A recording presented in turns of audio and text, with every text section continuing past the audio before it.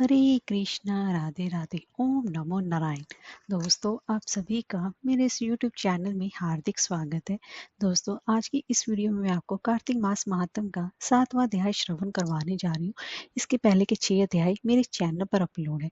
कार्तिक मास महात्म को सुनना बेहद ही शुभ फलदायी माना जाता है, क्योंकि कार्तिक का महीना भगवान श्री हरि विष्णु जी को अत्यंत ही प्रिय है। इस मास में स्नान करना, दान करना, पूजन पाठ करना बेहद शुभ फलदायी माना गया है। कार्तिक माह में व्रती के लिए 4 नियमों का पालन करना जरूरी बताया गया है।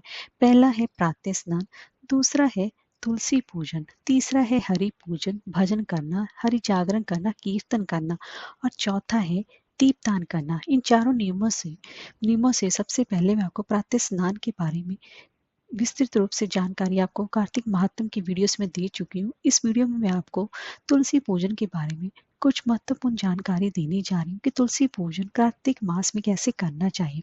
प्रातः काल स्नान के बाद पवित्र वस्त्र अर्थात साफ धुले हुए वस्त्र पहनकर ही श्री हरि जी का पूजन करना चाहिए।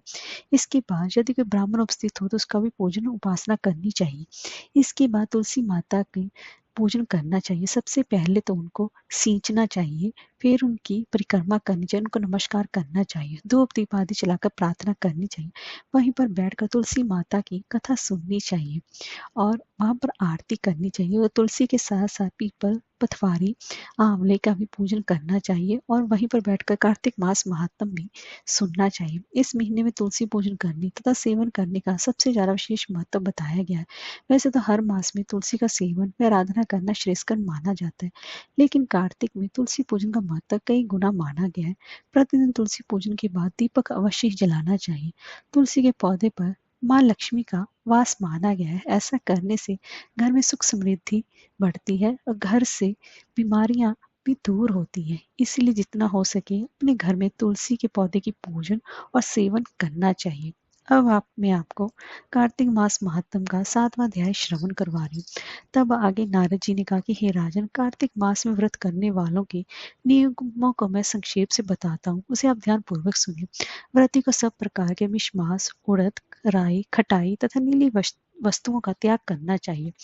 व्रती को दूसरे का अन्न भी ग्रहण नहीं करना चाहिए, किसी से द्वेष नहीं करना चाहिए और तीर्थ के अतिरिक्त अन्य कोई यात्रा भी नहीं करनी चाहिए। देवता, वेद, ब्राह्मण, गाय, नारी, राजा, व्रती तथा गुरुजनों की भी निंदा नहीं करनी चाहिए। व्रती को दाल, तिल, पकवान व दान किया हुआ भोजन भी ग्रहण नहीं करना चाहिए। किसी की चुगली या निंदा भी नहीं करनी चाहिए। किसी भी जीव का मांस नहीं छूना चाहिए। पान, कत्था, चूना, नींबू, मसूर, बासी तथा झूठे अन्न का भी प्रयोग नहीं करना चाहिए। गाय, बकरी तथा भैंस के अतिरिक्त किसी पशु का दूध नहीं पीना चाहिए। कांसे के पात्र में रखा हुआ पंचगव्य, बहुत छोटे घड़े का पानी तथा केवल अपने लिए ही पका हुआ अन्न प्रयोग करना चाहिए। कार्तिक माह का व्रत करने वाले मनुष्य को सदैव ब्रह्मचार्य का पालन करना चाहिए। उसे धरती पर सोना चाहिए और दिन के चौथे पहर में केवल एक बार पत्थर में भोजन करना चाहिए। व्रती कार्तिक माह में केवल नरक चतुर्दशी, जिसे छोटी दिवाली भी कहा जाता है, इस दिन ही शरीर में तेल लगा सकता है। कार्तिक माह में व्रत करने वाले मनुष्य को सिंघाड़ा, प्याज, मट्ठा, गाजर, मूली, काशी फल, लौकी, तरबूज, इन वस्तुओं का प्रयोग बिल्कुल भी भूलकर नहीं करना चाहिए। रजस्वला, चंडाल, पापी, मलेच्छ, पतित, व्रतहीन, ब्राह्मण द्रोही और नास्तिकों से बातचीत नहीं करनी चाहिए। भगवान विष्णु को प्रसन्न करने के लिए अपनी शक्ति के अनुसार चंद्रायन आदि का व्रत करना चाहिए और उपयुक्त नियमों का पालन करना चाहिए। व्रती को प्रतिपद को कुम्भड़ा और द्वितीय को कटहल, तृतीय को तारुणी, चतुर्थी को मूली, पंचमी को बेल, षष्ठी को तरबूज, सप्तमी को आंवला, अष्टमी को नारियल, नवमी को मूली, दशमी को लौकी, एकादशी को परवल, द्वादशी को बेर, त्रयोदशी को मट्ठा, चतुर्दशी को गाजर तथा पूर्णिमा को शाक का प्रयोग नहीं करना चाहिए। रविवार को आंवले का प्रयोग नहीं करना चाहिए। कार्तिक माह में व्रत करने वाला मनुष्य यदि इन शाकों में से किसी शाक का सेवन करना चाहे तो पहले ब्राह्मण को देखकर ग्रहण करे। यदि यही विधान माघ माह के व्रत के लिए भी है। देवोत्थान एकादशी में पहले कही गई विधि के अनुसार नृत्य, जागरण, गायन, वादन आदि करना चाहिए। इसको विधिवत करने वाले मनुष्य को देखकर यमदूत ऐसे भाग जाते हैं जैसे सिंह की गर्जना से हाथी भाग जाते हैं। कार्तिक माह का व्रत सभी व्रतों में श्रेष्ठ है।